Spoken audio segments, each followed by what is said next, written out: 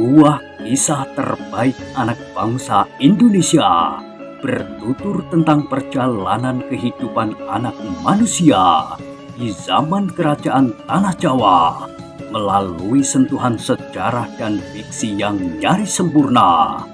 Dengan bangga kami persembahkan satu di antara karya terbaik dari S.H. Mintarja yang berjudul Kisah Jejak di Balik Kabut.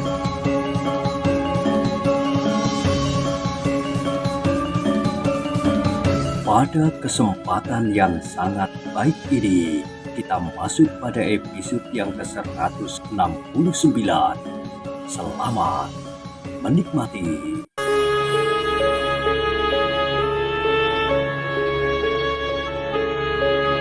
Pada episode sebelumnya telah diceritakan, sebenarnya lah Pangeran Benowo dan Paksi Pamekasan berusaha untuk mendapat keterangan tentang anak-anak muda yang telah dikirim ke tempat yang lain di sisi selatan kaki Gunung Merapi. Di hari-hari berikutnya, dengan sabar Pangeran Benowo dan Paksi Pamekasan berbicara dengan beberapa orang tawanan. Seorang demi seorang mereka dipanggil untuk menghadap Pangeran Benowo dan Paksi Pamekasan. Namun ternyata tidak banyak keterangan yang didapat oleh Pangeran Benowo dan Paksi Pamekasan tentang adik laki-laki Paksi Pamekasan itu. Meskipun adik laki-laki Paksi Pamekasan itu banyak dikenal di padepokan itu, Raden Lajer Laksito memang memiliki beberapa kelebihan dari kawan-kawannya, sehingga ia termasuk seorang anak muda pada tataran tertinggi di antara beberapa orang anak muda yang lain. Namun ketika Pangeran Benowo dan Paksi Pamekasan memanggil seorang yang rambutnya sudah mulai memutih, maka keterangan-keterangan yang didengarnya dapat sedikit menambah pengenalannya atas arah dan tujuan sekelompok anak muda yang disiapkan bagi angkatan mendatang itu. "Siapakah namamu?" bertanya Pangeran Benowo kepada orang yang rambutnya sudah mulai ditumbuhi uban itu. "Ki Gede Lenglengan memanggil hamba Riwut," jawab orang itu. "Itu adalah nama panggilanmu menurut lidah Ki Gede Lenglengan. Tetapi siapakah namamu yang sebenarnya?" "Nama hamba yang sebenarnya adalah Surorejo, Pangeran." "Apa hubunganmu dengan Ki Gede Lenglengan?" "Hamba tidak mempunyai hubungan khusus dengan Ki Gede Lenglengan." "Jadi kenapa kau berada di sini? Apakah kau memang seorang yang menganggap dirimu pejuang untuk ikut mempersiapkan angkatan mendatang di sini?" Surorejo menarik nafas dalam-dalam. Katanya, "Hamba terlempar ke tempat ini bukan atas keinginan hamba sendiri." "Jadi, sebenarnya hamba adalah pemomong Raden Suminar. Ketika Raden Suminar untuk sementara berada di sini, hamba pun berada di sini pula." "Bukankah Raden Suminar itu murid Ki Gede Lenglengan?" "Iya, tetapi bukan murid murni dari perguruan ini. Ketika Raden Suminar memasuki padepokan ini, Raden Suminar sudah berbekal ilmu. Namun di sini, ilmu Raden Suminar itu dimatangkan, dilengkapi, diisi, dan semakin ditingkatkan."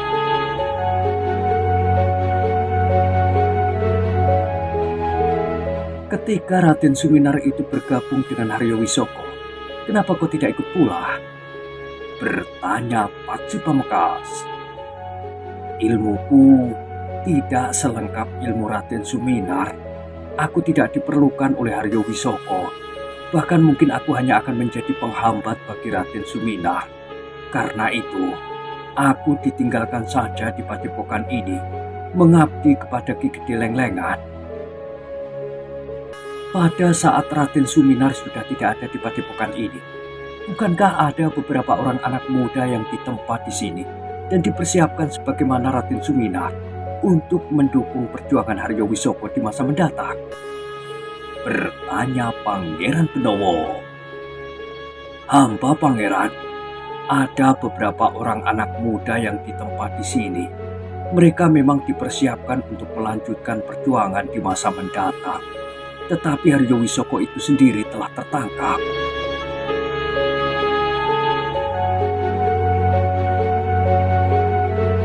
Karena itukah mereka telah dipindahkan ke sisi selatan kaki Gunung Merapi? Ada beberapa sebab, Pangeran. Di antaranya, memang karena Haryo Wisoko tertangkap serta gugurnya Raden Suminar. Tetapi tentu ada sebab-sebab lain yang menimbulkan kekhawatiran di Gedilenglengan bahwa pada suatu saat padepokannya yang terpencil ini akan diketahui orang. Tetapi Ki Gedilenglengan tidak meletakkan penjagaan di mulut sekat yang memisahkan padepokan ini dengan dunia luar. Ketika beberapa lama setelah timbul kecemasan itu tidak terjadi apa-apa, maka keyakinan Ki Gedilenglengan bahwa padepokan ini tidak akan diketahui oleh orang lain kembali menjadi kuat. Itu adalah satu kelengahan. Apa yang kau ketahui tentang anak-anak muda itu di Surorejo? Bertanya Paksi Pamungkas kemudian. Tidak banyak, Raden. Mereka sekarang ditempatkan di mana? Tidak seorang pun tahu, kecuali Ki Gedilenglengan sendiri. Di Surorejo, berkata Pangeran Benowo kemudian. Ketika Paman Haryo Wisoko tertangkap, setelah Raden Suminar gugur, Paman Haryo Wisoko telah menyadari betapa anak-anak muda itu akan hidup dalam kesia-siaan. Raden Suminar yang telah dipersiapkan dengan baik itu pun akhirnya terkapar mati tanpa arti apa-apa. Karena itu, maka akhirnya Paman Haryo Wisoko mengambil keputusan untuk memberitahukan kepada kami di mana anak-anak muda itu ditempa untuk menjadi seorang pejuang yang tangguh sebagaimana Raden Suminar, namun yang akhirnya akan terdampar ke dalam kematian yang sia-sia.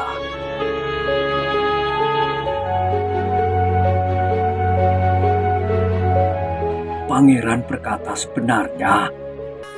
Iya, kenapa aku berbohong?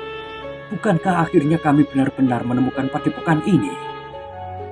Apakah pengakuan Haryo Wisoko itu diberikan setelah mengalami tekanan lahir dan batin? Kau kira ada orang yang dapat memaksa Haryo Wisoko berbicara tanpa dikehendakinya sendiri? Haryo Wisoko memang seorang yang berilmu tinggi, tetapi di Pajang pun ada orang yang berilmu tinggi yang akan dapat memberikan tekanan kewadakan sehingga memaksa Haryo Wisoko untuk berbicara. Haryo Wisoko adalah seorang laki-laki, bahkan mungkin kami pun tidak akan dapat memaksamu berbicara, meskipun kau harus mati dengan luka arang keranjang. Tetapi dengan kesadaran betapa pentingnya menyelamatkan jiwa anak-anak muda itu dari masa depan yang gelap dan tidak berarti sama sekali bagi dirinya sendiri dan bagi orang banyak, mungkin kau akan berbicara tentang anak-anak muda itu.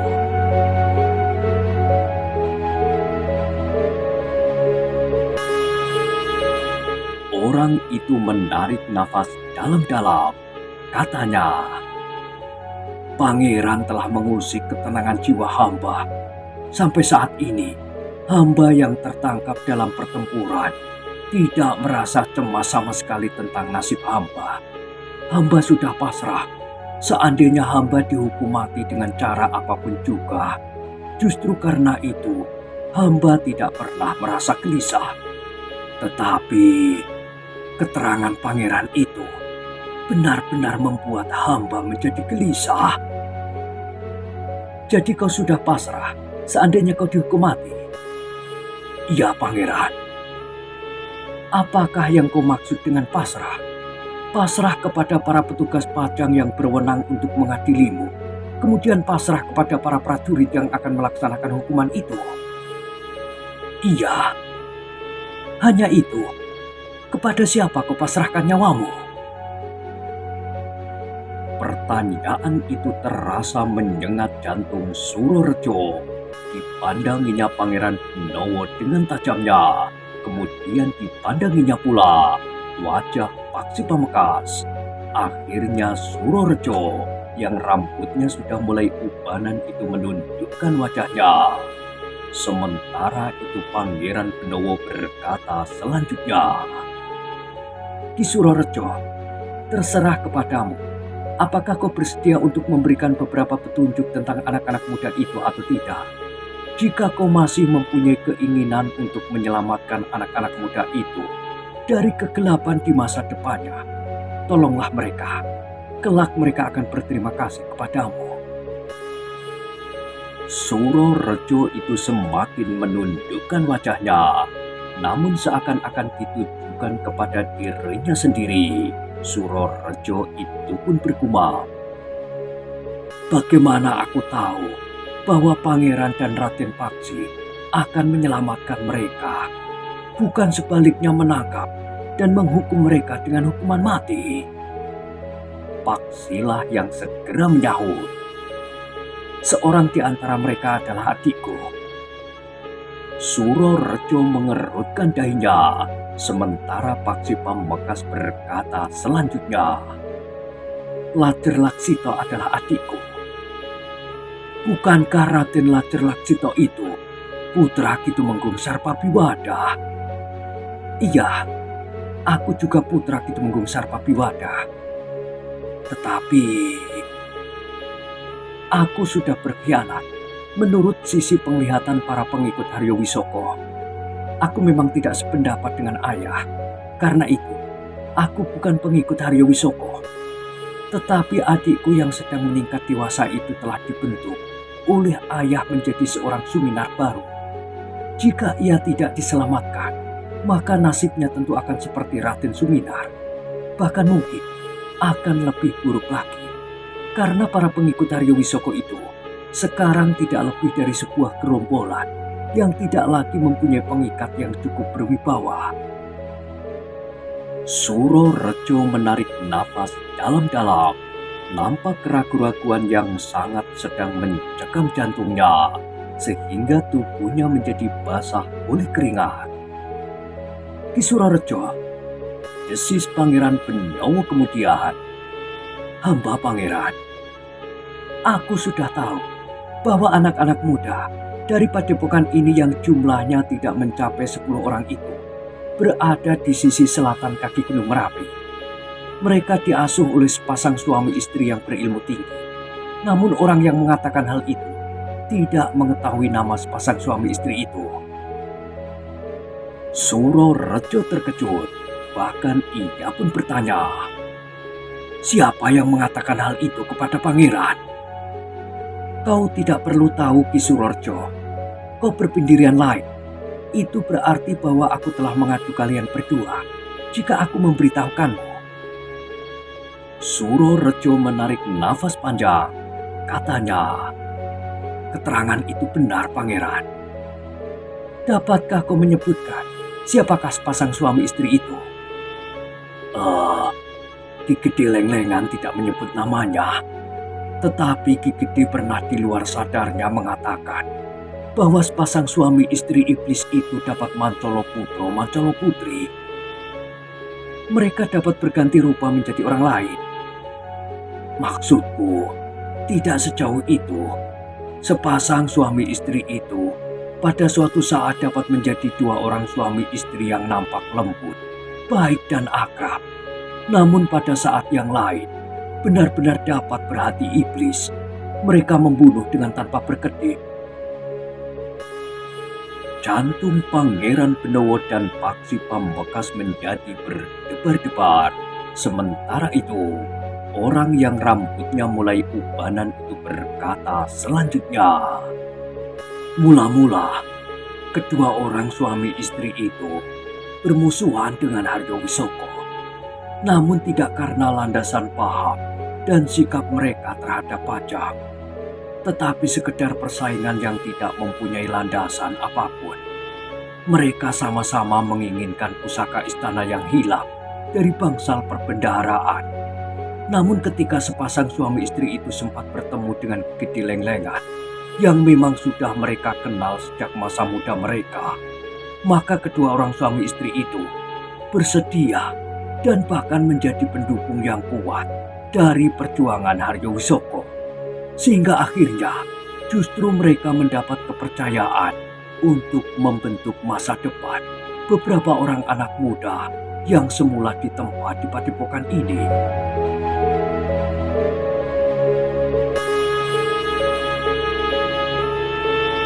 Pangeran Benowo dan Paksi Pamekasan saling berpandangan sejenak. Meskipun mereka tidak mempunyai kepastian, tetapi tiba-tiba saja angan-angan mereka hinggap pada sepasang suami istri yang aneh yang pernah mereka jumpai di sisi selatan kaki Gunung Merapi, Ir Tepak Rembulung dan Nyi Pupus Rembulung. Namun mereka pun berkata di dalam hati, mungkin tidak ada hubungannya sama sekali dengan kedua orang itu. Karena itu, baik Pangeran Benowo maupun Paksi Pamekasan tidak menyahut sama sekali. Dalam pada itu Pangeran Benowo pun bertanya, apalagi yang dapat kau katakan tentang sepasang suami istri itu?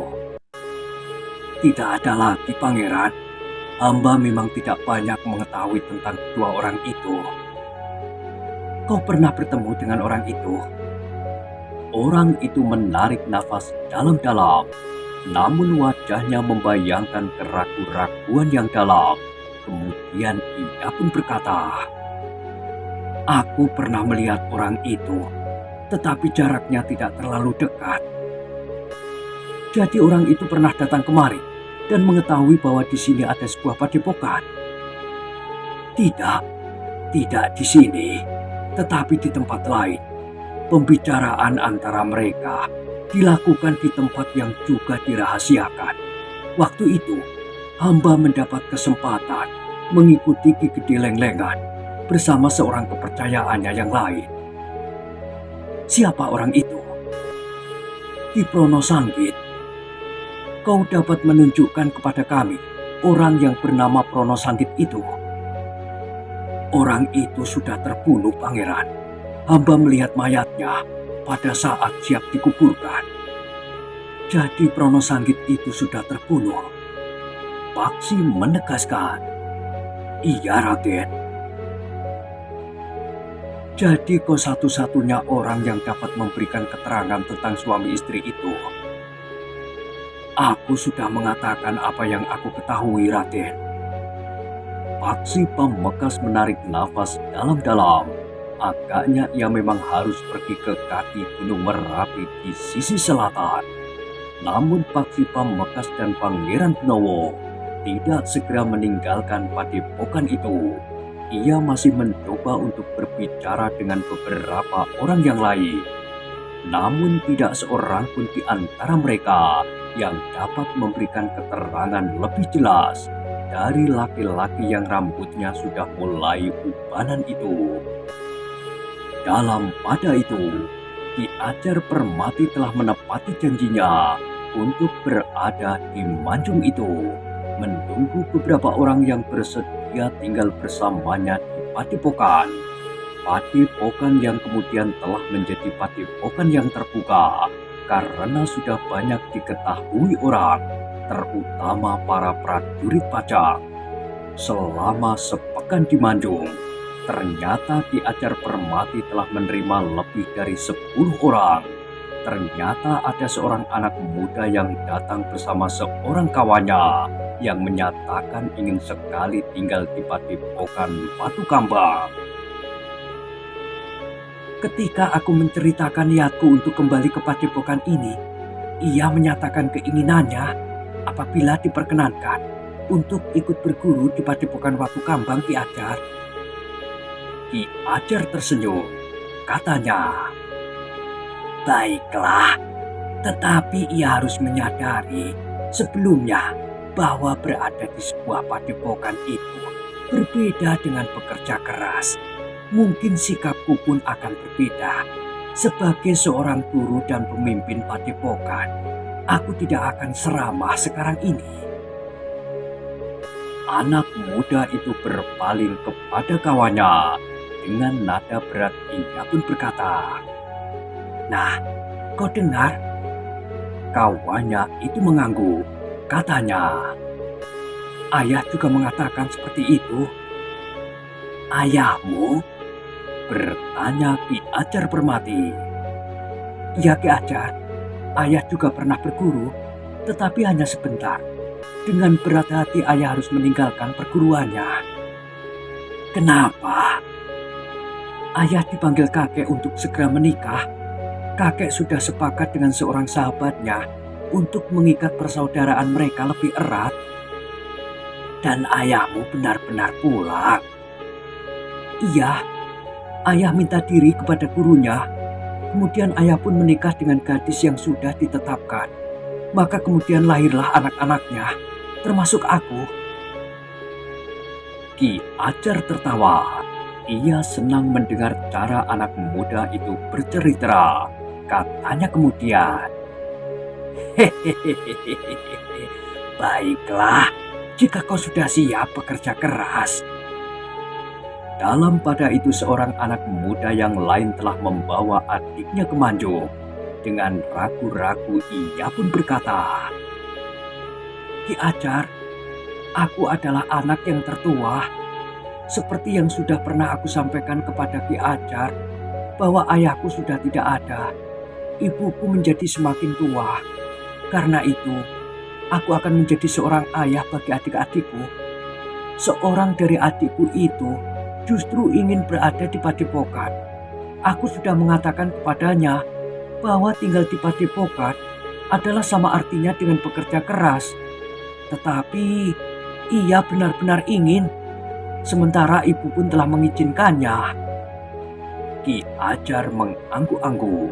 Dipandanginya seorang remaja yang memasuki masa dewasanya. Tubuhnya nampak kokoh oleh kerja yang sehari-hari dilakukannya. Kulitnya berwarna tembaga oleh sinar matahari yang setiap hari memanggangnya. "Baiklah," berkata Ki Ajar Permati, "aku tidak berkeberatan. Biarlah ia bersamaku di Padepokan." "Terima kasih Ki Ajar," berkata anak muda yang memasuki usia dewasanya itu. "Aku akan patuh dan menjalankan segala perintah dan petunjuk Ki Ajar."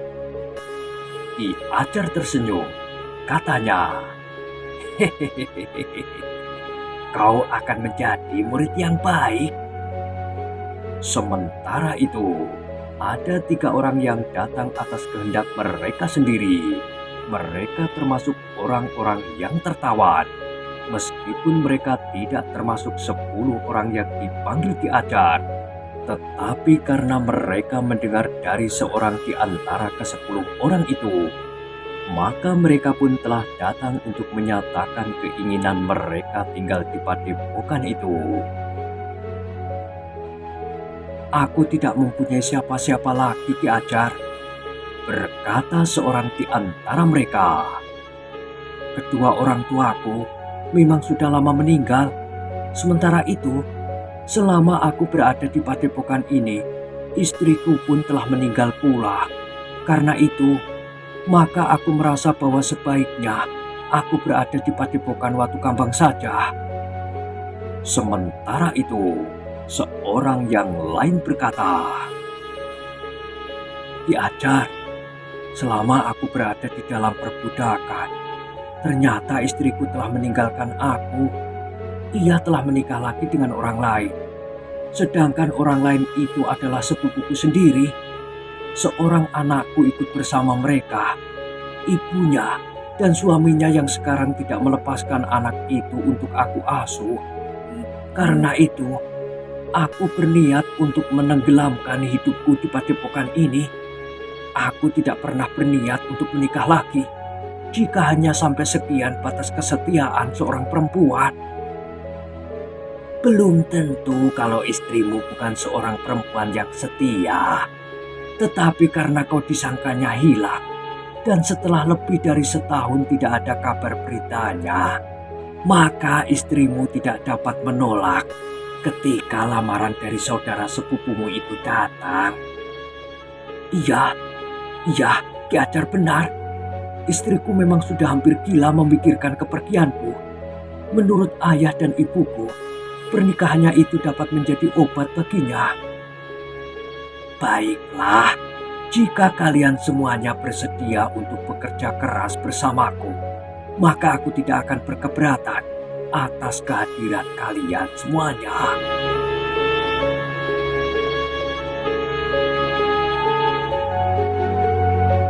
Demikianlah, setelah lewat sepekan, maka Ki Ajar Permati pun telah mengajak orang-orang yang menyatakan kesediaannya berada di padepokan itu meninggalkan Manjung. Mereka akan memasuki sebuah dunia yang tidak lagi disekat dan dipisahkan oleh dunia di luarnya. Meskipun letak padepokan itu tetap saja terasing. Setelah Ki Ajar Permati berada lagi di padepokan, maka Ki Tumenggung Yudatama pun berniat untuk meninggalkan padepokan itu. Tetapi seperti rencana semula, sebagian dari prajuritnya akan tinggal di padepokan itu. Ki Tumenggung masih memikirkan kemungkinan bahwa Ki Gede Lenglengan akan kembali lagi.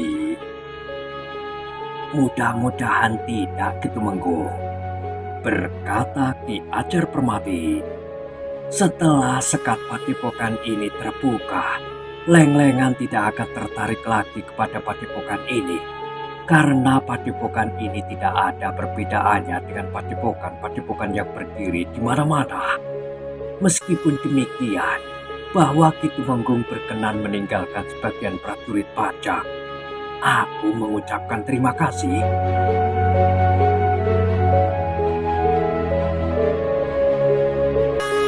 Dalam pada itu, Pangeran Benowo dan Paksi Pamekasan pun telah berniat untuk meninggalkan padepokan itu pula. Dengan nada berat Paksi Pamekasan pun berkata, "Pangeran, hamba berniat untuk menyusuri lorong-lorong di sisi selatan kaki Gunung Merapi. Mungkin hamba akan berada di sana untuk waktu yang agak panjang. Aku akan pergi bersamamu, Paksi. Pangeran adalah putra Kanjeng Sultan Hadiwijoyo. Agaknya kurang baik bagi pangeran untuk terlalu lama berada di luar istana. Karena itu, apakah tidak sebaiknya pangeran kembali ke Padang bersama Ki Tumenggung Yudatama? Sementara itu, biarlah hamba pergi ke sisi selatan kaki Gunung Merapi ini." "Aku akan pergi bersamamu, Paksi. Aku sadari bahwa sebaiknya aku segera kembali ke istana. Karena itu, pada saatnya mungkin aku akan meninggalkanmu di sisi selatan kaki Gunung Merapi." "Mungkin Kanjeng Sultan telah menunggu kehadiran pangeran di istana. Biarlah Ki Tumenggung Yudatama mengatakan kepada ayahanda bahwa aku akan pergi ke sisi selatan Gunung Merapi, tetapi tidak akan terlalu lama. Kanjeng Sultan akan dapat menjadi kesepian. Raden Sutawijoyo juga tidak berada di Kasatriyan. Bukankah Raden Sutawijoyo pergi ke Alas Mentawai? Mungkin Kakang Mas Sutawijoyo justru sudah berada di istana sekarang." Paksi Pamekasan menarik nafas dalam-dalam. Ia mengenal Pangeran Benowo dengan baik. Karena itu ia tidak akan dapat merubah keinginannya untuk pergi bersamanya. Demikianlah, ketika Ki Ajar Permati dan beberapa orang yang bersedia berada di padepokan itu telah siap, Ki Tumenggung pun telah minta diri bersama sebagian dari prajurit-prajuritnya. Bersama Ki Tumenggung telah dibawa pula para tawanan yang tertangkap dan yang telah menyerah. Dengan upacara kecil, Ki Ajar Permati dan seisi padepokan itu telah melepas Ki Tumenggung yang meninggalkan padepokan itu. Para prajurit yang ditinggalkan di padepokan itu pun telah memberikan penghormatan kepada kawan-kawannya yang berangkat menuju ke Pajang. Ternyata Ki Lurah Wiro Pranoto yang diserai pimpinan atas para prajurit yang ditinggalkan itu adalah seorang yang baik dan rajin. diperintahkannya para prajuritnya untuk menyesuaikan diri dengan kehidupan di sebuah padepokan. Mereka tidak berpijak dengan kaku pada kedudukan mereka sebagai seorang prajurit, tetapi mereka pun telah mencoba untuk ikut berbuat sebagaimana dilakukan oleh penghuni padepokan itu. Ki Ajar Permati memang harus mulai segala-galanya dari permulaan. Diajaknya para cantriknya yang baru untuk mengenali lingkungannya. Ternyata banyak pula para prajurit yang ikut melakukannya. Mereka berjalan berkeliling lingkungan yang semula terpencil itu. Sawah, pategalan, sungai, lumbang yang menyimpan berbagai jenis ikan, padang rumput untuk menggembalakan kambing, lembu dan kerbau yang banyak terdapat di padepokan itu.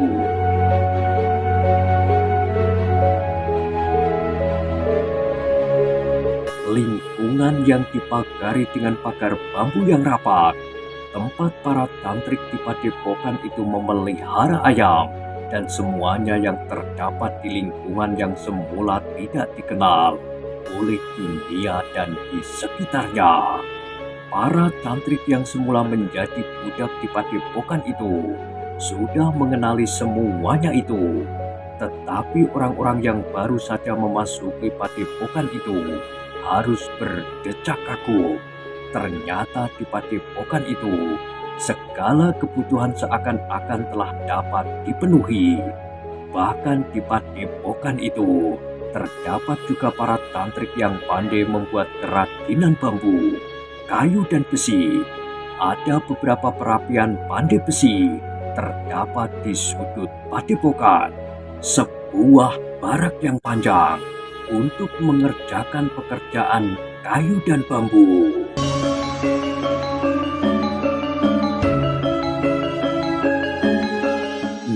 Nah, bagaimanakah kisah selanjutnya?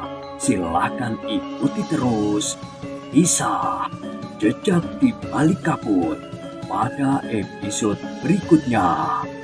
Sampai jumpa.